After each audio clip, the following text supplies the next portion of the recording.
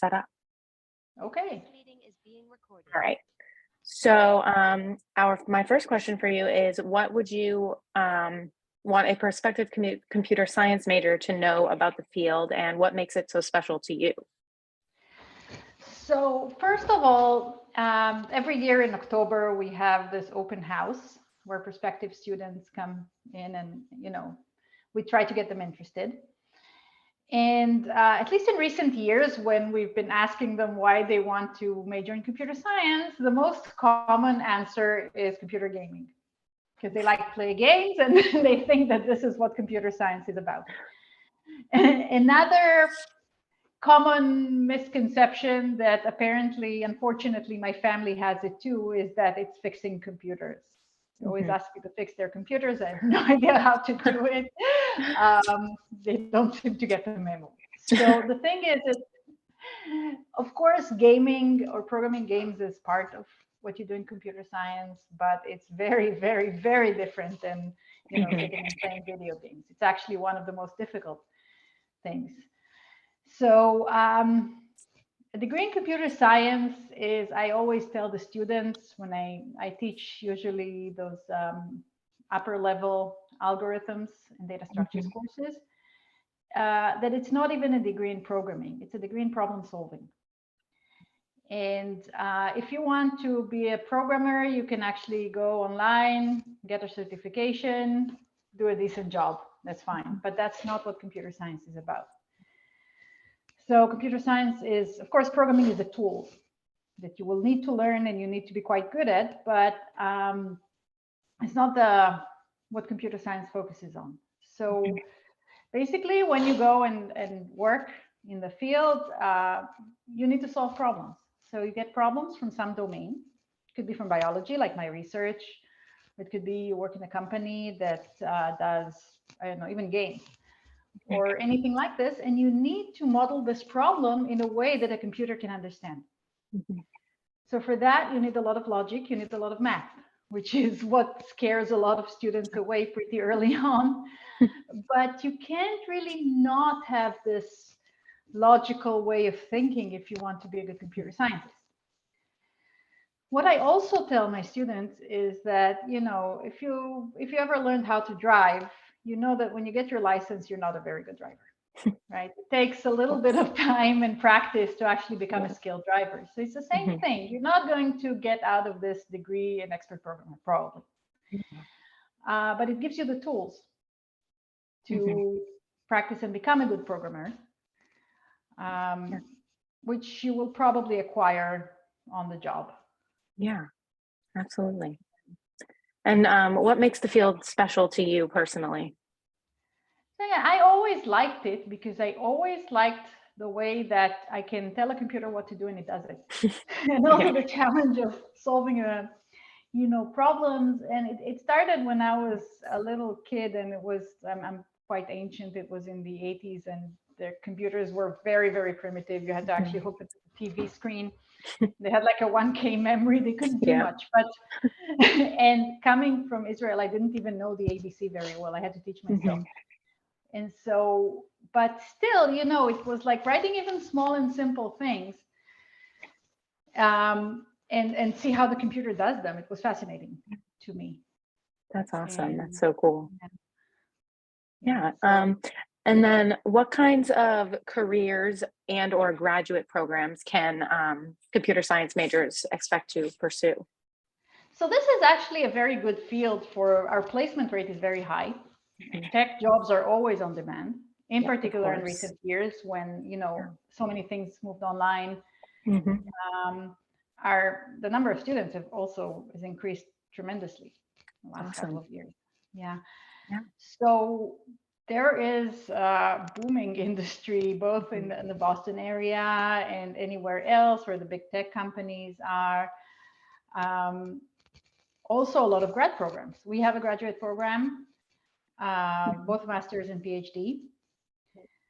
I recommend to students to, if they want to get a more senior job, consider the master's.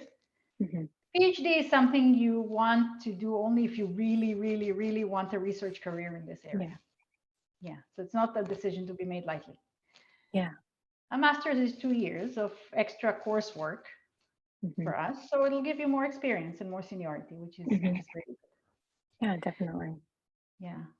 And so I also recommend to students to, while they are studying, to also explore internships, Mhm. do some independent code works, open source. Yeah. It'll be very valuable during job interviews, and it Mhm. will give you the experience that, beyond the rather limited experience that the coursework's going to give them. Yeah. Yeah. Yeah. And then what skills would you say a prospective major needs to succeed in computer science? So math. Unfortunately, there are no Yes. shortcuts. A lot of students don't really, they kind of black out when they hear this. Yep. But yeah, you both math and obviously some skills in programming. I actually have seen quite a number of students who are pretty good at math, Mhm. but are scared of actually programming. Mhm. You can watch a YouTube Yep. video, a crash course in Python or something like that for an hour and a half, understand it perfectly, and not being able Mhm. to write even a simple program, like learning to swim by Yeah. correspondence or something like that. Yep. And but yeah, the math you can't get around Of being good at course. math, because computer science is in its basis a branch of math. Of They course. actually split from one another, like, I don't know, 20, 30 years ago. Mhm. Most of the old school computer scientists are actually mathematicians. Oh, Okay. wow. I didn't know that. And the theory of computation is actually also a branch of math. Mhm. So even though our math coursework has about 5 courses or something Mhm. like that, it's still something that you will need to be good at and feel comfortable Yeah, of with, course. especially as you go along. So take it seriously. Don't try to Mhm. look for shortcuts. Um, Put in the work. Definitely. This That's and great. obviously the programming. And now the Mhm. programming, I'm going to kind of walk into some muddy territory. You can remove it from the recording later. Many times it is very tempting to look up the answers on GitHub or check because they're Mhm. always there. Don't do this. I mean, not only because if you get caught, you're going to fail the course, but also Of because course. you will not be able to buy your way out just by, copying, because when you go to a job interview, they'll see through it right away. Yeah, of And it's course. hard work, it's a skill. Mhm. And yeah, you're not going to acquire it just by, you know, not doing it. Yeah, absolutely. Yeah. And then my last question for you is what is your favorite thing about the computer science field or your favorite thing that you've done within the field in your career? Wow, that's I know that's a that's kind tough of a loaded question because question. a lot of things are. I mean, I still like to program myself. Mhm. I don't have much time for it. Yeah. And I admit I'm not the world's best programmer necessarily. But I like to learn new programming languages and Yeah. solve new problems. So Hmm. recently there's been a lot of buzz about machine learning.